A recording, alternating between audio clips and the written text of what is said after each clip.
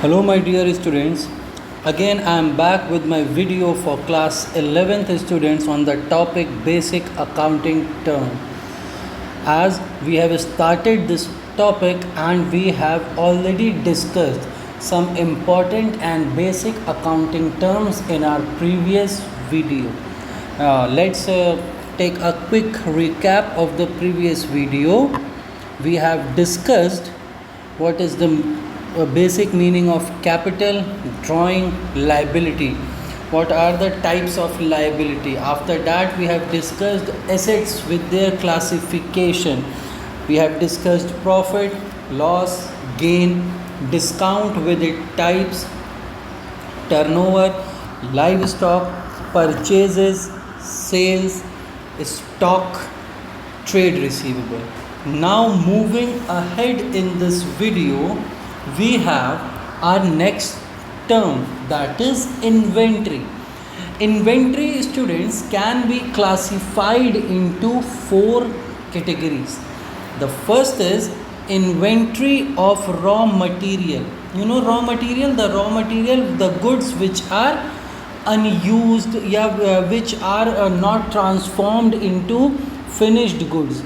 These are known as raw material. So any type of raw material which is lying with the business at the end of the year is known as inventory of raw material.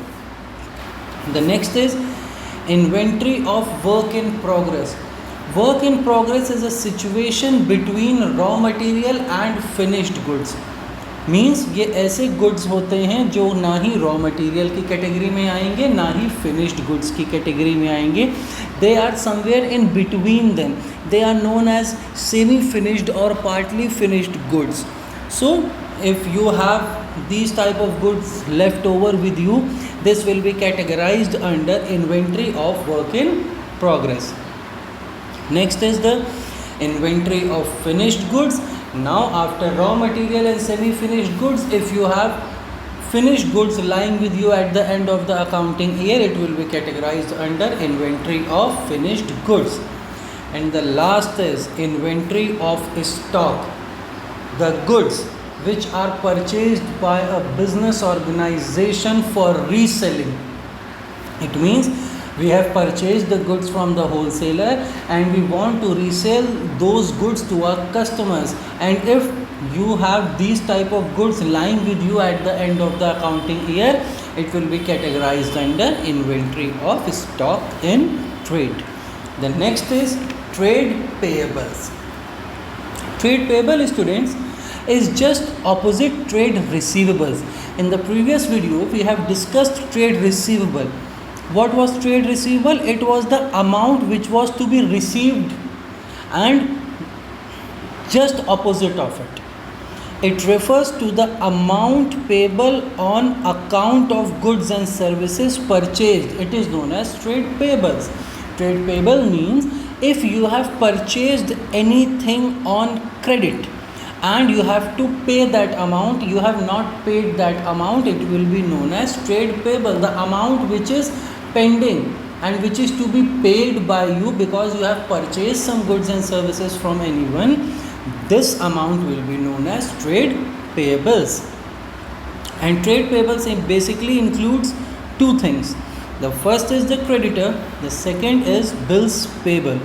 Creditor are those person from whom goods and services are purchased and payment not made to them. Creditor is just opposite to debtors. Debtors वो person होते हैं जो हमसे credit पे goods and services purchase करते हैं. On the other hand creditors वो person हैं जो हमें क्रेडिट पे गुड्स एंड सर्विसेज सेल करते हैं. They sell us goods and services on credit. We purchase from them and we have not made them the payment. The payment is due or it is likely to be made in the future. So this is known as creditor. And the next is bill payable. So bills payable are the bills which is to be paid by the debtors to their creditors. So this is all about for trade payables. Going on to the next term, that is capital receipts and revenue receipts. So students, these are two different terms, capital receipts and revenue receipts. First of all, capital receipts. Capital receipts means the amount which you receive from sale of fixed assets, because fixed assets are the part of capital. ये last video में आपको जो पहली term मैंने पढ़ाई थी capital, मैंने उसको बताया था आपको कि whatever we purchase for the business like land, building, plant and machinery, the assets which we purchase for the business contributes to the capital of the business. So the amount which you will receive from selling the fixed asset will be known as capital receipts, or the amount which you receive through loans, or the amount which you receive or the business organization received by the owner in the form of capital contribution is known as capital receipts. These receipts are capital in nature. On the other hand, revenue receipts are recurring in nature. They are revenue in nature. Revenue receipts are the money obtained from sale of goods and services. This is the income of the business from day-to-day operations of the business, such as sale of goods and services, commission received, fees received, interest received, and so on. So this is the basic difference between capital receipts and revenue receipt. And students, for this chapter, we now the last term or the last segment which is to be discussed is expenditure. Expenditure simply means any disbursement of cash or transfer of property or incurring a liability for the purpose of acquiring assets, goods or services is called expenditure. Simply, if you are incurring something for purchasing of fixed assets या for purchasing goods and services, it is known as expenditure. आप जो भी पैसा खर्च करते हैं अपने fixed assets को परचेज करने के लिए या गुड्स एंड सर्विसेज को परचेज करने के लिए, that amount of cash which you have incurred for purchasing fixed assets और goods and services is known as expenditure. And students, expenditure is classified under 3 headings: capital expenditure, revenue expenditure, and deferred revenue expenditure. Capital expenditure, it is the expenditure which is incurred for acquiring fixed assets. वो expenditure जो हम करते हैं fixed assets को purchase करने के लिए. And why it is done? It is done to increase the earning capacity of the business. You will purchase the assets. The assets will remain invested in the business for a very long period of time. They will give you benefit for a very long period of time, and they will also increase the earning capacity of the business. आप land, building, plant and machinery अगर ख़रीदते हैं तो ये सारे assets हैं, और इनको ख़रीदने पर जो पैसा खर्च होगा वो कैपिटल एक्सपेंडिचर कहलाएगा. कैपिटल एक्सपेंडिचर कैपिटल नेचर का है, एक बार करना होता है, और इसका जो बेनिफिट होता है वो हमें कई ईयर्स तक मिलता है. बिकॉज हमने पहले भी पढ़ा हुआ है, जो एसेट्स होते हैं वो बिज़नेस में बहुत लंबे समय तक इन्वेस्टेड रहते हैं, और उनसे बेनिफिट भी बिज़नेस को बहुत लंबे समय तक मिलता है. तो कैपिटल एक्सपेंडिचर आपको बार बार नहीं करना पड़ता. It is done once in a few years. So capital expenditure, it is the expenditure which is done to acquire fixed asset just in order to increase your earning capacity. And when you are purchasing fixed assets, it means that you will get the benefit of this expenditure for a very longer period of time. Just opposite to it, revenue expenditure is recurring in nature. It means it is the expenditure for day-to-day running of the business. You have to keep on doing this expenditure on daily basis, because like capital expenditure is for increasing the earning capacity, revenue expenditure is done for the maintenance of the earning capacity. आपने एक machine purchase की 5 lakh rupees की, that is capital expenditure, but उस machine की servicing, overhauling, repairs, maintenance पे जो आप हर month पैसे खर्च करेंगे, that is revenue expenditure.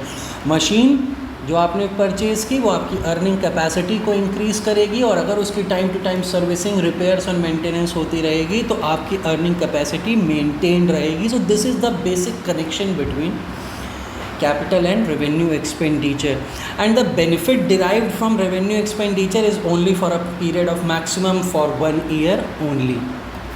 Now apart from this, we have an expenditure which is known as deferred revenue expenditure. So students, deferred revenue expenditure is the combination of capital expenditure and revenue expenditure.